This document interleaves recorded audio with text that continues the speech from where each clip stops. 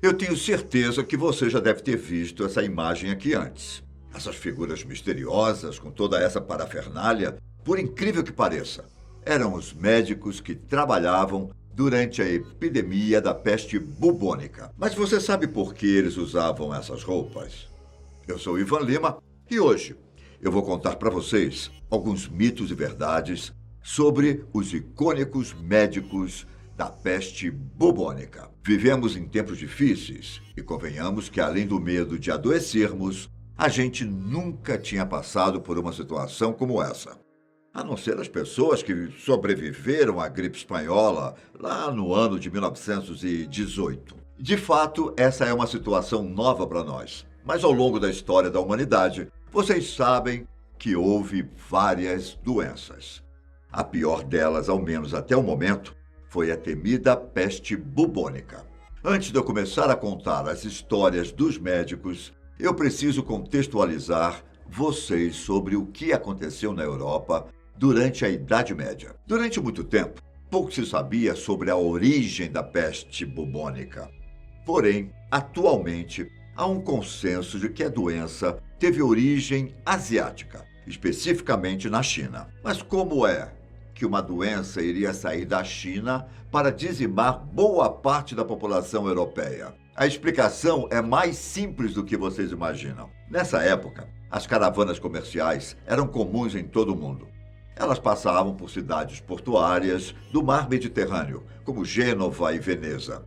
Essas cidades, que tinham muitas aglomerações de pessoas e uma intensa atividade comercial, era o lugar perfeito para que uma doença se espalhasse com facilidade, já que, além do grande número de pessoas, os comerciantes ficavam pingando de cidade em cidade, proliferando a doença. Mas então, eram as pessoas que transmitiam a doença? Essa é mais uma questão que muita gente não sabe responder. Na verdade, inicialmente não eram as pessoas, mas elas transportavam os culpados pela propagação da peste bubônica. No começo, a doença foi transmitida por ratos, principalmente pelos roedores que carregavam pulgas que estavam infectadas. Como vocês já devem ter escutado por aí, nesse período da Idade Média, a qualidade de vida era péssima. Então era normal que as pessoas tivessem pulgas. Se elas não tinham nem saneamento básico, as pulgas eram o menor dos problemas. As cidades e vilas eram infestadas de ratos e outros animais, já que era difícil fazer o controle de pragas nesse tempo. Uma pessoa, então, era infectada quando ela era picada por uma pulga que carregava o bacilo Yersinia pestis. Porém, em um outro estágio, um pouco mais avançado, a doença começou a ser propagada por via aérea. E foi aí que surgiram as tão famosas roupas assustadoras dos médicos da peste bubônica. Os médicos eram equipados com um traje assustador, feito de couro de cabra. Eles também usavam óculos, chapéu e uma máscara com bico. Por causa da aparência assustadora, a imagem desses médicos passou a representar os horrores que aconteceram durante essa época e a bizarra medicina medieval. Durante os surtos, os médicos usavam essas roupas que era caracterizada por um casaco, calças presas a uma bota e luvas de couro. Eles também usavam uma espécie de vara nas mãos, para evitar fazer contato direto com as vítimas. A máscara, equipada com os óculos, tinham 2 orifícios para que as pessoas pudessem respirar. O objetivo da máscara era proteger os médicos do miasma, pois eles achavam que as doenças eram transmitidas pelos conjuntos de odores provenientes de matéria orgânica em putrefação. Anos depois, a teoria do miasma caiu em desuso, principalmente com o surgimento da teoria microbiana. As máscaras também estavam de acordo com a teoria de que aromas fortes e doces eram capazes de desinfetar o ar, fazendo com que o odor da doença sumisse. Por isso, dentro das máscaras havia uma substância chamada teriaga, um composto com mais de 50 ervas. Para os médicos, O bico na máscara proporcionava tempo para que o ar fosse absorvido e limpo pela substância antes de chegar até seus pulmões. E como atualmente, sabendo a causa da doença, a utilização dessas roupas provavelmente não foi muito eficaz. Na verdade, as roupas até davam um tipo de proteção, mas apenas adiavam algo que era inevitável. E quando falamos em médico da peste, não quer dizer que necessariamente todos eles tinham conhecimento em medicina. Além de quem realmente era médico, a prevenção e os cuidados com os pacientes doentes vinham de cirurgiões, barbeiros, boticários, parteiras, herboristas e até padres. O mais assustador é que esses médicos trabalhavam em um tempo que não tínhamos o conhecimento de germes e muito menos dos antibióticos. Portanto, era praticamente impossível conseguir se livrar de uma praga.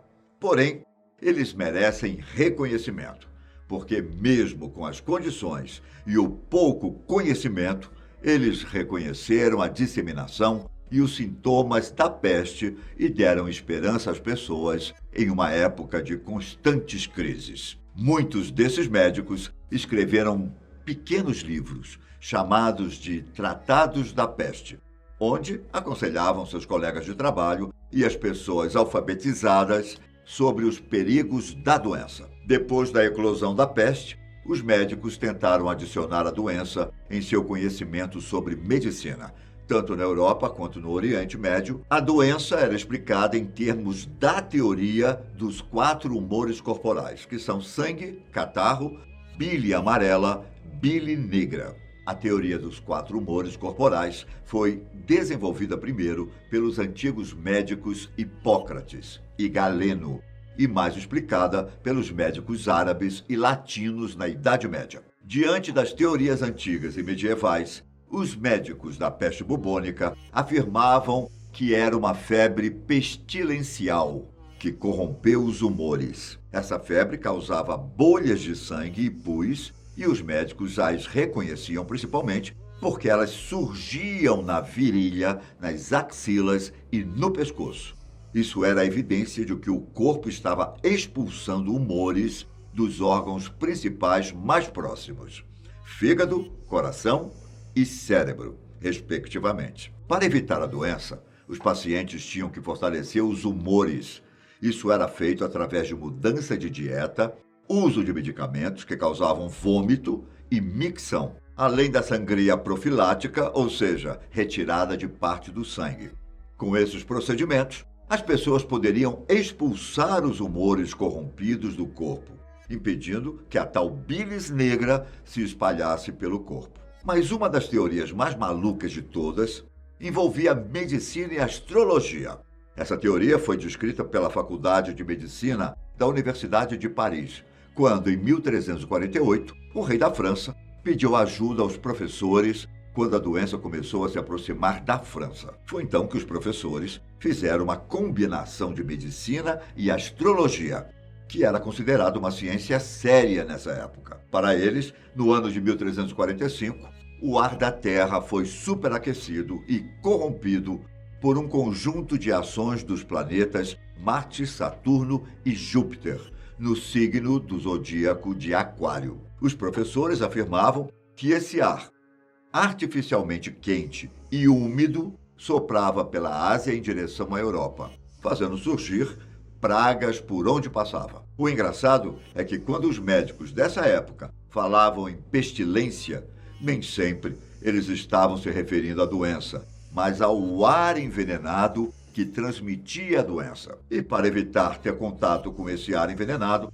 os médicos incentivavam o uso de odores mais fortes, como violetas, absinto, vinagre ou um pedaço de âmbar cinzento. A queima de madeiras com cheiro amargo também poderia ajudar a purificar o ar. Durante um período da Idade Média, as pessoas até dispararam canhões, pois o cheiro de pólvora poderia ajudar a afastar o miasma. Embora o traje dos médicos da peste e todas essas histórias tenham se tornado um símbolo teatral e macabro dos primórdios da medicina, na verdade, Ele demonstra como era o pensamento dos médicos e cientistas da época sobre a propagação e a prevenção de doenças. Então, se dermos uma analisada no decorrer da história, veremos que o traje representa a mudança de ideias sobre as causas e transmissão de doença e sobre o relacionamento entre médicos